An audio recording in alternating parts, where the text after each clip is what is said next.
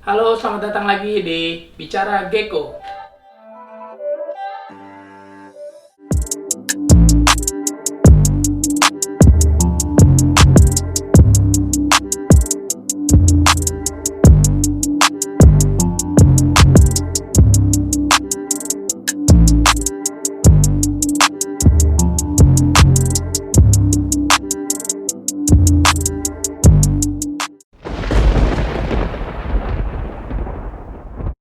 Di Bicara Gecko kali ini, gue akan menjelaskan kepada kalian mengenai genetik basic dari leopard gecko.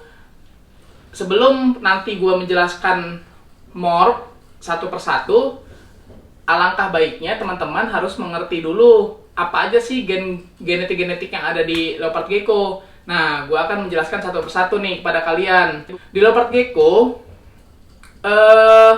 banyak terbagi dari beberapa genetik. Yang pertama yaitu adalah resesif. Nah, untuk resesif itu adalah genetik yang lemah, dalam artian dia tidak akan mengeluarkan genetik resesif apabila tidak kawin dengan sesama gen resesif itu sendiri. Contohnya adalah albino. Yang teman-teman sudah tahu, di leopard gecko ada 3 albino nih. Ada Bell, Tramper, dan Rainwater. Ntar gue ambil contohnya dulu. Nah, ini albino Tramper. Ini masuk ke resesif. Apabila dia dikawinkan dengan bukan albino Tramper, atau dikawinkan dengan bukan genetik resesif, terutama Tramper, tidak akan keluar albinonya. Dia akan keluarnya normal head, 100% head Tramper, karena si indukannya tidak sesama resesif. Nah, untuk resesif bukan hanya albino aja, ada beberapa yang masuk ke kriteria gen resesif. Yang pertama albino, yang tadi gue bilang, albino ada 3 ya, Tramper, Bell, Rainwater. Ada juga eclipse. Eclipse itu dia corak mata lebih tepatnya ya. Jadi matanya itu full hitam. Sebentar, gue ada contohnya nggak ya? Eclipse gue sepertinya sudah kejual. Ya oke. Eclipse gue nggak ada contoh. Mungkin ntar gue kasih gambar contohnya untuk Eclipse. Eclipse juga sama nih. Eclipse ini dia resesif, sehingga untuk mendapatkan eclipse kembali, kalian harus mengkawinkan eclipse kali eclipse, begitu. Setelah itu ada marble eye. Marble eye juga sama, dia corak mata. Lalu ada juga NDBA, Noir Desire Black Eye. Nah, itu juga sama, itu juga corak mata, itu juga resesif. Ada juga resesif itu Murphy Patternless atau MP dan Blizzard. Nah, itu contoh-contoh yang masuk ke resesif. Nah, terus itu pertama resesif. Yang kedua ada basic genetik juga, yaitu adalah dominan. Dominan itu adalah suatu gen yang dapat menutupi karakteristik dari gen lain di saat dia dikawinkan, atau bahasa gampangnya gini. Gen tersebut dapat menurun jika dikawinkan dengan apapun, dia tetap akan turun di bawahnya. Jadi gen itu dominan, mau dikawinin dengan apa, biasanya dia akan terbawa gennya. Contoh morph yang masuk ke genetik dominan itu misalnya Enigma. Nah, Enigma gue banyak contoh di sini. Gue ambil dulu misalnya Tangerine Enigma ya. Ini gue ada Tangerine Enigma. Kaget gua. Nah, ini Tangerine Enigma.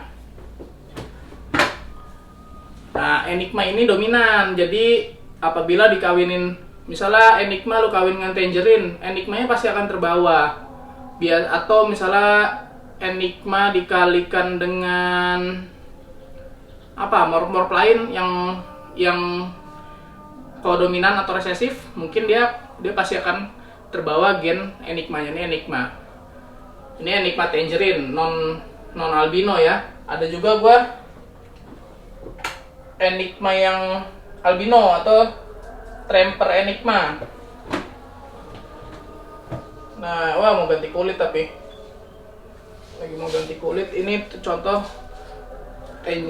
Tramper Enigma. Ini lagi mau ganti kulit nih. Nah, ini Enigma albinonya. Jadi dia sudah bercampur dengan resesif. Ada lagi contoh selain Enigma yang masuk di genetik dominan itu ada White and Yellow. White and Yellow gue nggak ada. Terus ada juga Lemon Frost kalau nggak salah. Tapi Lemon Frost ini perdebatan, ada yang bilang dominan, ada yang bilang kodominan. Jadi gue nggak akan terlalu mengulas ke Lemon Frost. Toh gue juga nggak nge-breeding Lemon Frost. Lalu Tuxno dan Game Snow.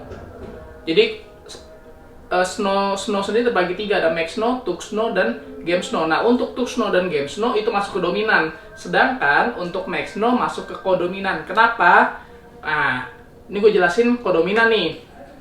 Kodominan itu adalah gen yang akan membawa turunan bawahnya apabila dikawinkan dengan kodominan kembali, yang nanti anaknya akan menghasilkan ciri fisik yang sangat berbeda dari indukannya, atau biasa kita sebut super from-nya.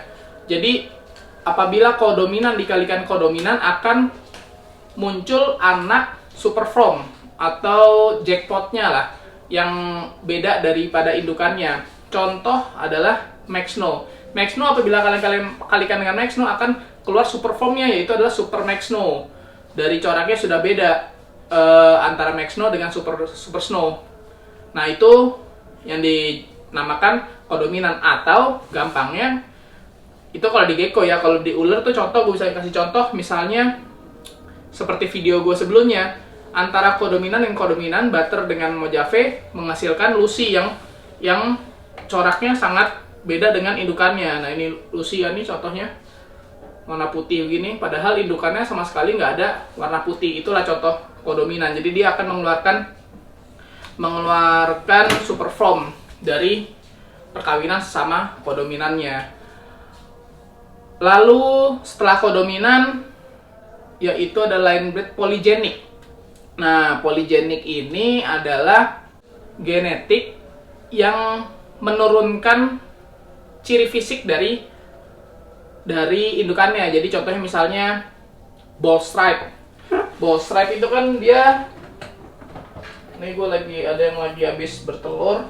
Ball Stripe itu kan dia contohnya dia mempunyai garis, biasanya dari pangkal kepala sampai pangkal ekor, garis. Nah, Ball Stripe itu masuk ke polygenic. Jadi kalian kalau mengkawinkan lagi Ball Stripe dengan Ball Stripe, nanti si garisnya ini akan turun ke anakannya. Jadi anakannya pun mempunyai ciri fisik yang khusus gitu. Nah, itulah polygenic. Atau misalnya banyak polygenic tuh banyak. Tangerine tuh masuk ke polygenic. Super hypo masuk ke polygenic. Super hypo misalnya kayak gini, gue punya super hypo tangerine ya. Ini tapi jumpy banget ya. Nah, ini super hypo tangerine, ini juga masuk ke polygenic. Atau SHTCT pernah dengar? Jatuh tuh itu, aduh. Super SHTCT pernah dengar? Super hypo tangerine carrot tail. Nah, carrot tailnya masuk, baldy-nya masuk, carrot head-nya masuk, polygenic. Itu semua contoh-contoh polygenic. Ini gue ambilin misalnya SHTCTB nih. Super hypo tangerine carrot tail boldly. Nah, ini super hypo tangerine carrot tail boldly. Kenapa nama boldly? Karena kepalanya itu botak. Dalam artian botak, dia nggak punya corak, jadi orange semua sampai kepala. Carrot tail, ini carrot tail maksudnya ada warna orange. Minimal 15% tuh sudah bisa dibilang carrot tail. Ini lumayan cukup panjang ya. Atau ada lagi masuk ke Polygenic, misalnya Emerin. Nah, Emerin gue kasih contoh Emerin Stripe nih. Gue punya contoh Emerin Stripe. Nah, ini Emerin Stripe ini juga lagi bunting nih. Ini lo lihat lagi bunting tuh.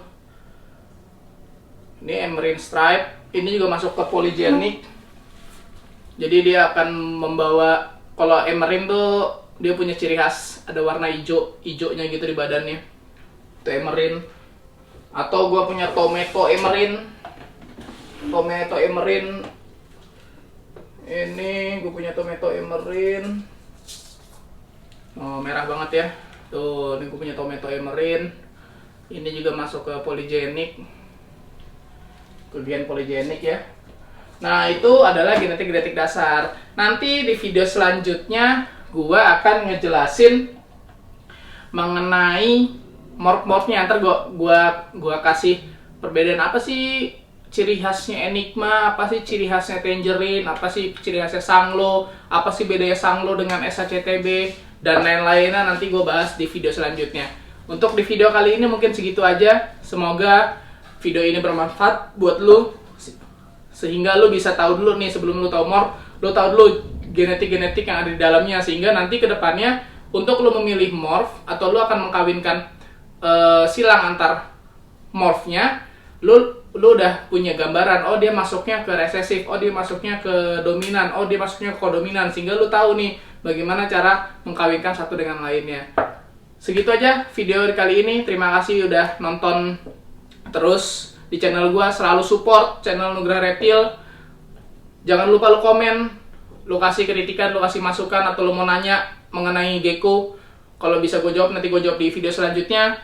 Selalu support dengan cara like, share, and subscribe channel ini, biar kedepannya kita tetap bisa diskusi, gue bisa tetap sharing pengalaman, dan sampai ketemu di Bicara Gecko selanjutnya. Ciao!